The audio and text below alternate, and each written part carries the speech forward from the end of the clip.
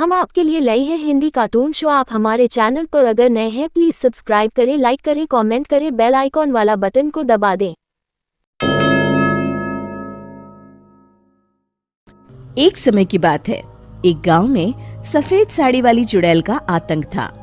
चुड़ैल रात भर गांव में घूमती और गांव का जो भी आदमी उसे दिखाई देता उसे वो घायल कर देती। अरे कोई तो बचाओ, मर गया रे।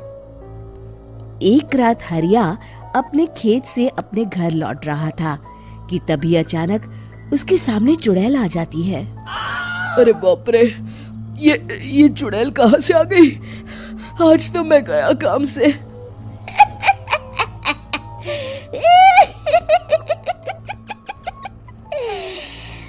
आज मुझे मेरा शिकार मिल गया। अरे चुड़ैल दीदी, मुझे छोड़ दो। जैसे ही चुड़ैल हरिया की तरफ बढ़ती है, हरिया वहाँ से भाग जाता है और अपने घर के दरवाजे पे पहुँचता है। अरे भगवान, जल्दी से दरवाजा खोलो, मेरे पीछे चुड़ैल पड़ी है। हरिया की पत्नी जल्दी से दरवाजा खोल देती है। अरे आप इतना हाफ क्यों रहे हैं? अरे मेरे पीछे चुड़ैल पड़ी है, आज तो मैं बाल बाल बच गया।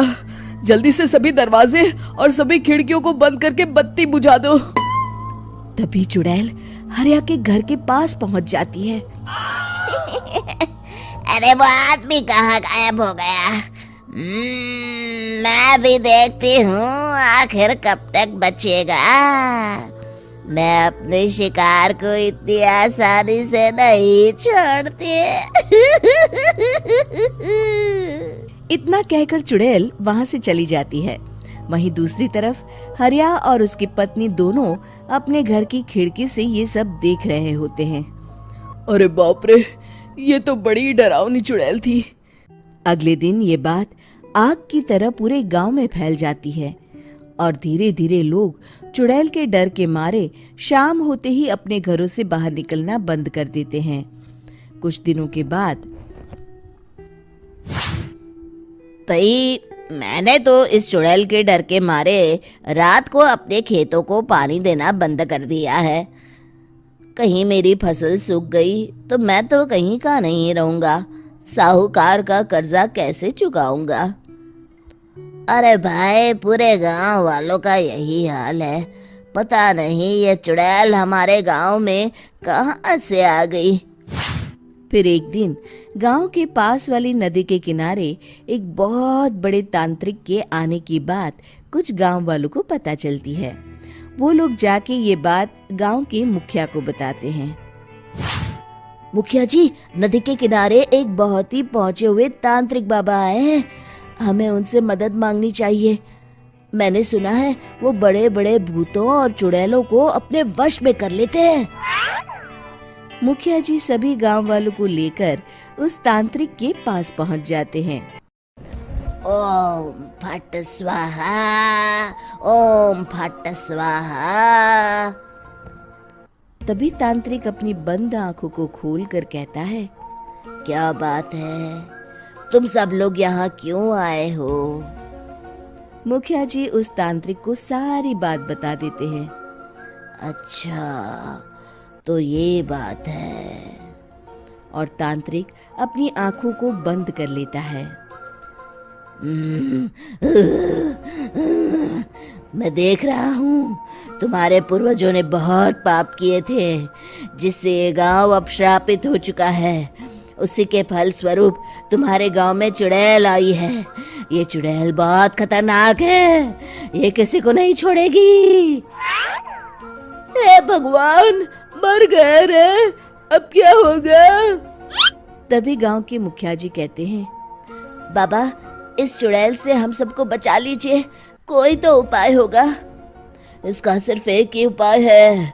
सभी गांव वालों को बारी बारी हर दिन अपनी आधी फसल उस पहाड़ी के ऊपर बनी काली गुफा में छोड़ के आनी होगी।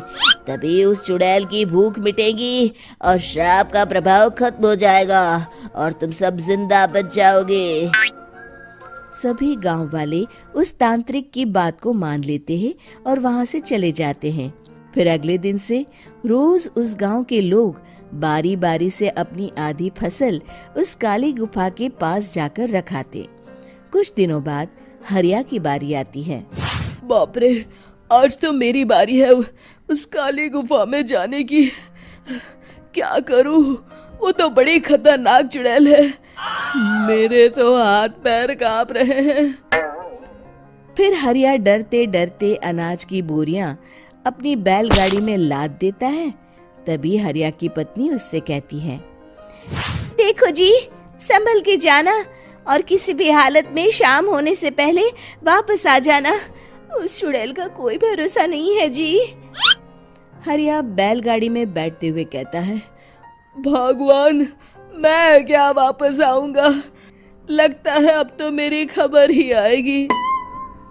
इतना कहकर हरिया वहां से चला जाता है। रास्ते में जंगल से गुजरते हुए हरिया की बैलगाड़ी का एक चक्का बड़े गड्ढे में फंस जाता है। हे भगवान, अब ये क्या मुसीबत है? हरिया नीचे उतर के पूरी ताकत से अपनी बैलगाड़ी को गड्ढे से निकालने की कोशिश करता है। बहुत देर मेहनत करने के बाद हरिया की बैलगाड़ी उस गड्ढे से बाहर निकल जाती है। हे भगवान, अब तो शाम होने वाली है। आज तो मैं गया काम से। जैसे तैसे हरिया काली गुफा में पहुंच जाता है। अरे मर गया रे, यहाँ तो चारों तरफ डरावना माहौल है। मैंने यहाँ आने में बहुत देर कर दी, कहीं चुड़ैल नाराज ना हो जाए। हरिया अनाज की बोरिया वहां रख के जैसे ही जाने लगता है, तभी उसे किसी के आने की आवाज सुनाई देती है। हरिया एक कोने में छुपकर अंदर देखने लगता है। चुड़ैल वहां आती है और फिर अपने चेहरे से नकली चुड़ैल का मुखौटा निकाल देती है। हरिया ये देख के हक्का बक्का रह जाता है। तभी चुड़ैल कहती है, भैया यहाँ आना। आज तो बहुत अनाज आया है, इसे मिलाकर अब हमारे पास ढेर सारा अनाज जमा हो गया है। कल ही हम इसे शहर में बेच आएंगे और माला माल हो जाएंगे। तभी अंदर से नदी के किनारे वाला तांत्रिक बाहर आता है। अरे, ये तो तांत्रिक बाबा है। हाँ, अब तो हम दोनों की जिंदगी मजे में कटेगी। गांव वालों को बेवकूफ बनाना इतना भी मुश्किल नहीं था। लोग तो तुम्हें सच में असली चुड़ैल समझते हैं। हाँ, तुमने सही कहा। अब ये गांव वाले चुड़ैल के डर से जिंदगी भर इस काली गुफा में अनाज पहुंचाते रहेंगे। अच्छा, तो ये बात है। ये दोनों पूरे गांव वालों को बेवकूफ बना रहे हैं। अभी जाकर सबको बताता हूँ। हरिया उन दोनों की पूरी बातें सुन लेता है और जल्दी से वापस गांव में आता है। गांव वालों को पूरी बात बता देता है। इससे पहले वो दोनों हमारा अनाज लेकर शहर जाए, हमें उन दोनों को पकड़ना होगा। उधर दूसरी तरफ नकली तांत्रिक और नकली चुड़ैल बनी औरत एक बड़ी गाड़ी में सारा अनाज लाद के वहां से निकलने की तैयारी कर रहे होते हैं। जल्दी करो, इससे पहले हमें कोई देख ले। हमें यहाँ से निकलना होगा। और तभी वो दोनों देखते हैं कि सामने से सभी गांव वाले अपने अपने हाथों में मशाल लेके आ रहे हैं। दोनों बुरी तरह डर जाते हैं। रुक जाओ, तुम दोनों का भांडा फूट चुका है। अरे मर गए रे, ये गांव वाले कहाँ से आ गए? तुमने क्या सोचा इतनी आसानी से यहाँ से निकल जाओगे? ये अनाज हमने अपने खून पसीने से दिन रात खेतों में मेहनत करके उगाया है।